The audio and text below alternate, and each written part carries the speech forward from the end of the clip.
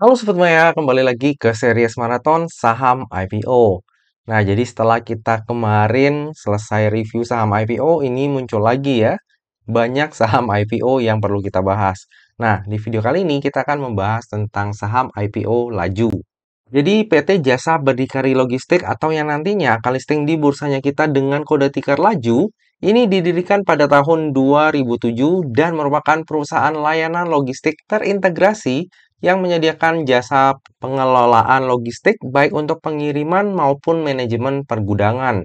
Untuk pelanggan utama dari Laju antara lain adalah Alfamidi, Mulia Ceramics, dan juga Club. Untuk kontribusi pendapatan terbesar itu diperoleh dari Alfamidi ya. Nah, sistem bisnis yang diterapkan oleh Laju adalah Dedicated and Integrated Logistic Support. Nah, maksudnya gimana nih? Jadi, ini adalah layanan logistik menyeluruh di mana semua fasilitas penunjangnya termasuk angkutan, pengemudi, jasa pengelolaan pengiriman, dan juga jasa pengelolaan pergudangannya didedikasikan secara khusus kepada satu pelanggan saja di satu lokasi. Contohnya nih, ketika Laju memberikan jasa logistik untuk MIDI di salah satu lokasi, maka Laju ini enggak melakukan sharing resources di lokasi tersebut dengan pelanggan lainnya. Sehingga enggak ada resiko terjadinya overlapping ataupun masa tunggu baik kendaraan maupun pengemudi yang biasanya itu membuat tidak optimalnya utilisasi aset dan juga sumber daya manusia. Nah, dengan bisnis model seperti ini, maka baik dari pihak pelanggan ataupun perseroan, ini mendapatkan kepastian akan adanya layanan dan juga SLA yang baik. Nah, untuk jumlah armada sendiri, itu dari Laju dari tahun 2019 ke tahun 2022 ini terus meningkat ya Sobat Maya. Jadi saat ini Laju memiliki armada itu berjumlah hampir 400 unit yang tersebar di seluruh Indonesia. Nah, jadi salah satu pengembangan bisnis dari Laju ini adalah pembangunan bisnis manajemen gudang logistik untuk distribusi produk retailnya agar dapat menambah kapasitas jalur distribusinya, terutama di area Jawa, Kalimantan, dan juga Sulawesi. Laju juga menerapkan digitalisasi sistem logistik ya, yaitu sebuah sistem logistik terintegrasi yang mencakup sistem pelacakan, faktur, serta menyediakan dashboard manajemen yang pada akhirnya akan meningkatkan efisiensi dan juga efektivitas dari operasinya. Nah, untuk laju sendiri itu ada artinya ya Sobat Maya. Jadi L-nya itu lanjutkan prestasinya, lalu A itu aman di jalan, J itu kejujuran ataupun jujur, dan U itu adalah utamakan kepuasan pelanggan. Untuk selengkapnya, Sobat Maya bisa baca di sini ya. Lalu kita ke pemegang sahamnya. Jadi pemegang saham dari Laju ini hanya ada dua ya Sobat Maya. Yang pertama adalah PT Ervin Niaga Abadi yang memegang sebesar 90% kepemilikan saham. Lalu ada juga Marsia Maria yang memegang sebesar 10% kepemilikan saham.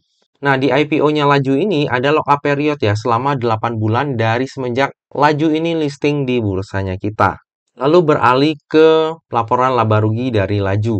Nah, jika kita lihat dari laporan laba ruginya dari tahun 2019 ke tahun 2021 bahkan ke tahun 2022, baik dari pendapatan maupun laba bersih dari Laju ini selalu meningkat dari tahun ke tahun. Dan ini adalah sebuah hal yang sangat bagus ya Sobat Maya. Memang sih yang namanya logistik itu apalagi di Indonesia ini benar-benar lagi berkembang banget. Apalagi mengingat geografis dari Indonesia itu kan terdiri dari banyak pulau ya. Jadi logistiknya juga harus kuat.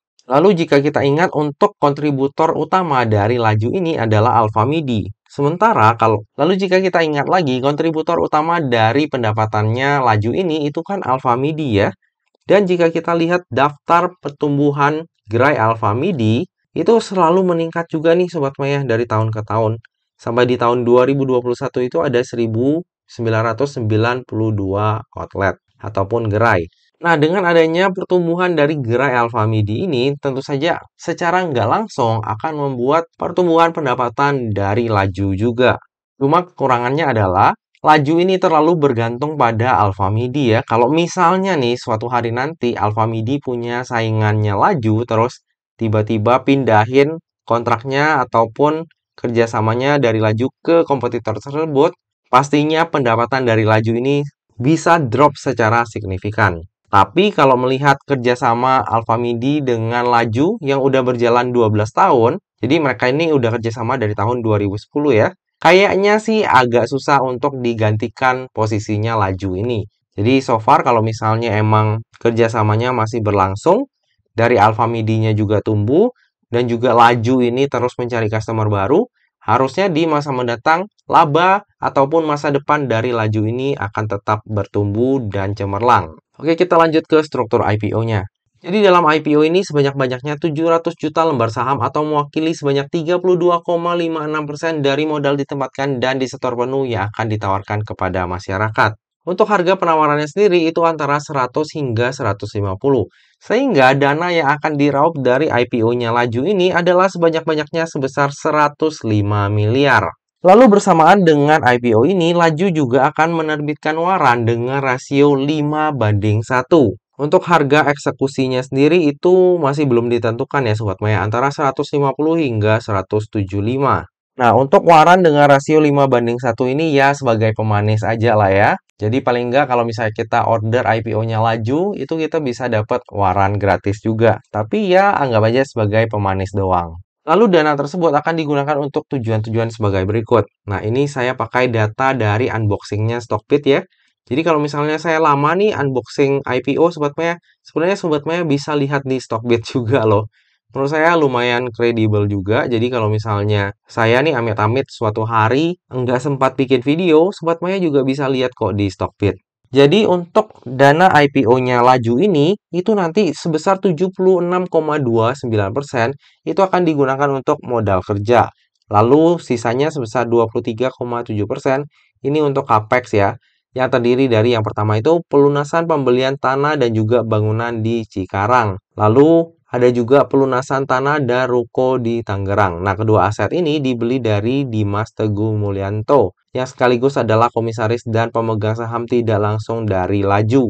Alias ini adalah transaksi afiliasi ya. Sebenarnya saya kurang suka kalau misalnya ada transaksi afiliasi kayak gini, tapi kalau misalnya kita lihat dari track record beberapa saham yang ada transaksi afiliasi, ya bisa-bisa aja sih tetap arah di hari pertamanya listing. Lalu selain untuk pembelian tanah dan bangunan, dana IPO tersebut juga akan digunakan untuk pembelian 25 unit armada truk. Nah, untuk tujuan IPO-nya sendiri ya lumayan oke lah ya. Memang sebagian besar dipergunakan untuk modal kerja, tapi ada sebagian kecil yang dipergunakan untuk capex juga, yang tentunya akan meningkatkan kinerjanya Laju di masa mendatang. Nah, yang akan menjadi underwriter dari IPO-nya Laju ini adalah NH Korindo Sekuritas atau dengan kode brokernya XA. Nah, XA ini udah sering ya mengawal saham IPO ya. Dua saham terakhir yang dikawal oleh XA itu udah pecah telur nih di tahun 2023 ya Sobat Maya. Ada Elite dan juga Wine. Nah, Elite ini di hari pertamanya ARB karena memang barangnya dibuang oleh XA. Tapi di hari selanjutnya itu langsung ARA. Sementara untuk Wine itu oke banget ya. Itu berhasil 3 kali ARA. Nah, di IPO-nya Wine, XA itu nggak buang barang nih di hari pertamanya Sobat Maya. Jadi ada perbedaan ya. Walaupun sama-sama di tahun 2023, tapi karakteristiknya XA itu beda nih antara IPO-nya Elite dan juga IPO-nya Wine. Nah, kita harapkan di IPO-nya Laju ini nggak seperti Elite ya, yang di hari pertamanya listing itu XA langsung buang barang. Tapi kalau misalnya pun itu emang terjadi, mungkin kita bisa lihat situasi dan kondisinya. Apakah dibuang untuk ngusir retail dulu, atau emang dibuang itu emang mau di markdown. Tapi sih kita harapin IPO-nya kayak Wine aja ya, yang bisa langsung ARA berjilid. Oke, lalu kita lihat dari sisi aset dan juga liabilitas. Ini ada peningkatan ya dari tahun 2019 ke tahun 2020. Tapi ke tahun 2021 itu ada sedikit pengurangan. Dari sisi liabilitasnya juga sama ya Sobat Maya, ada peningkatan lalu ada pengurangan.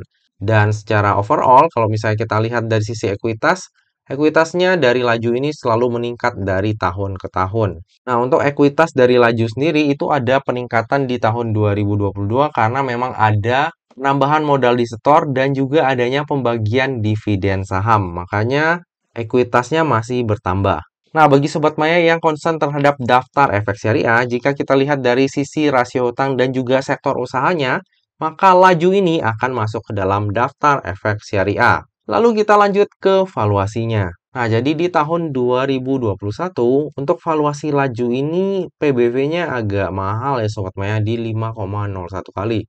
Sementara PER-nya ya standar lah. Nah, di tahun 2022, PER-nya jauh lebih baik menjadi 2,02 kali, sementara PER-nya di 27,54 kali. Nah, apakah dengan valuasi seperti ini, IPO laju ini bisa kita kategorikan murah nih Sobat Maya?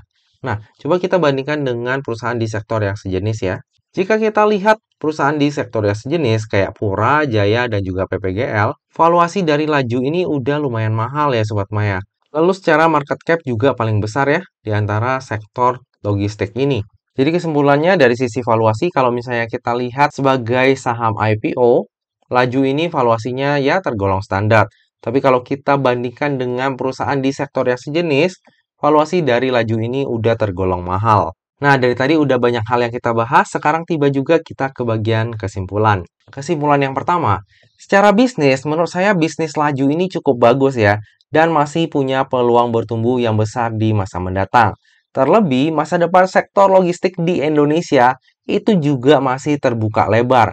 Mengingat kondisi geografi di Indonesia itu belum terpenuhi oleh jaringan logistik yang udah ada saat ini. Lalu kesimpulan yang kedua adalah valuasi laju itu tergolong standar ya untuk ukuran saham IPO. Namun, jika kita bandingkan dengan perusahaan di sektor sejenis, valuasi dari laju ini cenderung udah mahal. Lalu untuk tujuan IPO-nya juga standar ya, sebagian kecil untuk capex dan sisanya dipergunakan untuk keperluan operasional perusahaan. Lalu kesimpulan yang ketiga adalah underrated dari IPO-nya laju ini adalah XA. XA ini cukup sering mengawal saham IPO dan track record-nya itu cukup bagus ya. IPO terakhir yang dikawal oleh XA adalah Wine dan berhasil arah 3 kali. Kesimpulan yang keempat, bersamaan dengan IPO ini terbit pula waran seri 1 dengan rasio 5:1. Tapi jangan terlalu berharap ya, karena ini hanya beneran pemanis doang nih Sobat Maya. Kalau rasionya 5:1 itu benar-benar hampir nggak berasa lah untuk warannya. Lalu kesimpulan yang terakhir, saya sendiri akan memanfaatkan momentum IPO ini untuk mendulang cuan. Menurut saya pribadi, nggak ada hal yang aneh-aneh di IPO-nya laju ini, kecuali untuk penggunaan dana IPO, di mana dana IPO tersebut untuk pembelian aset dari pihak berelasi ya, ataupun komisaris dari perseroan. Tapi karena nilai asetnya juga udah diaudit, harusnya aman. Lalu untuk underwriter dari IPO ini juga XA. Nah, XA ini emang ya, kalau misalnya bikin ataupun mengawal saham IPO, itu bisa arah berjilid-jilid, tapi bisa juga langsung dibanting ya. Kayak contohnya tuh IPO Elite, di hari pertama malah langsung dibanting. Jadi Sobat Maya pinter-pinter aja melihat situasi dan kondisi nantinya di hari pertamanya listing laju ini gimana. Kalau misalnya emang kelihatannya udah nggak gitu kuat, ya bisa dipertimbangkan untuk langsung dijual. Karena kalau misalnya kita lihat dari sisi valuasi, ya laju ini juga nggak murah-murah banget. Beda kayak Wine kemarin ya, yang emang valuasinya itu murah dari semenjak IPO. Nah, seperti biasa yang namanya saham, terlebih saham IPO, itu nggak pernah luput dari yang namanya resiko. Jadi bagi Sobat Maya yang mau melakukan order saham IPO laju, pastikan Sobat Maya melakukan order sesuai dengan resiko yang siap untuk Sobat Maya tanggung ya. Lebih lengkapnya tentang pemesanan saya akan saya share di tab community ataupun IG saya pada saat masa offering nanti. Nah Sobat Maya, demikianlah video pembahasan saham IPO laju. Semoga aja video ini dapat bermanfaat bagi Sobat Maya semuanya dan dapat menjadi bahan pertimbangan apakah nantinya Sobat Maya mau melakukan order saham IPO laju atau enggak. Nah Sobat Maya, demikianlah video kali ini. Akhir kata, jangan lupa untuk selalu jaga kesehatan, jangan lupa untuk selalu bahagia, dan semoga perjalanan investasi kita selalu cuan bareng-bareng ya. Sampai jumpa lagi di video maraton saham IPO lainnya. Dah!